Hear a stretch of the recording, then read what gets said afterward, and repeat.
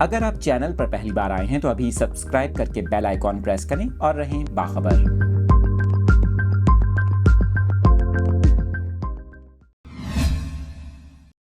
آپ کو بتا رہے ہیں آئی ایم ایف کی جانب سے ایک طرف تو بجلی کے بلوں میں ریلیف سے متعلق خوشخبری سنائی گئی ہے تو دوسری جانب گیس صارفین کے لیے بری خبر ہے۔ آپ کو بتائیں ذرائع کے مطابق صارفین کو بجلی کے بلوں پر ریلیف دینے کے معاملے پر پاکستان اور آئی ایم ایف کے حکام کے درمیان رابطہ ہوا۔ آپ کو بتا رہے ہیں ذرائع کے مطابق ایف بی آر کی کارکردگی سے مطمئن ہو کر آئی ایم ایف نے بجلی بلوں میں 15 ارب روپے کے ریلیف کی منظوری دے دی۔ ذرائع کے مطابق آئی ایم ایف نے 400 یونٹ تک بجلی استعمال کرنے والوں کو ریلیف دینے کی تجویز مسترد کر دی، تاہم 200 یونٹ تک بجلی استعمال کرنے والے صارفین سے بلز قسطوں میں وصول کرنے پر اتفاق کیا۔ ذرائع کا اس حوالے سے کہنا ہے کہ بلز قسطوں میں وصول کرنے کی حتمی منظوری وفاقی کابینہ سے لی جائے گی اور اس اقدام سے تقریباً 40 لاکھ بجلی صارفین کو وقتی ریلیف ملنے کا امکان ہے، جبکہ 400 یونٹ تک ریلیف کی صورت میں 3 کروڑ